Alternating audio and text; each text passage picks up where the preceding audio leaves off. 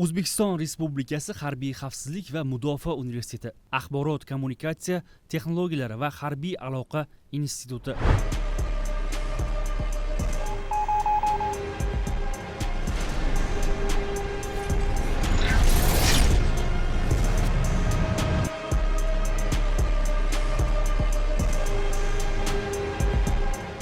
Kafidralar nomlari: Raqamli texnologiyalar kafidrasi, Axborot texnologiyalari va sun'iy intellekt kafidrasi, Kiber xavfsizlik kafidrasi, Quruqlikdagi qo'shinlar havo hujumidan mudofaa kafidrasi, Havo qo'shinidan mudofaa qo'shinlari kafidrasi, Radio elektron razvedka va kurash kafidrasi, Chegara qo'shinlari informatsion texnologiya mutaxassislarini tayyorlash bo'yicha intellektual tizimlar kafidrasi, Axborotlarni kriptografik himoyalash va maxfiylik rejimi kafidrasi, 9-chi umumqo'shin tayyorgarlik va gumanitar fanlar kafidrasi faoliyati yo'lga qo'yildi hamda ofitserlarni malakasini oshirish zaxira va rezervdagi ofitserlarni tayyorlash markazi o'z ishini boshladi. Shuningdek, yangi 4 ta sikl ochildi.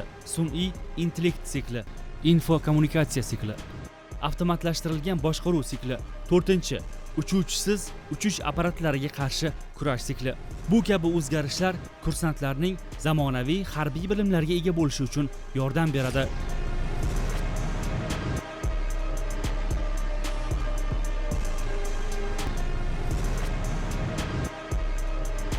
Shuningdek, kursantlar uchun eng so'nggi raqamli texnologiyalar bilan jihozlangan xonalar mavjud. Kursantlarimiz zamonaviy bilimlarni puxta egallab, o'z ustida ishlashlari uchun bu yerda IT klub, madaniy ma'rifiy dam olish maskani, xorijiy tillarni o'rganish imkoniyatiga ega.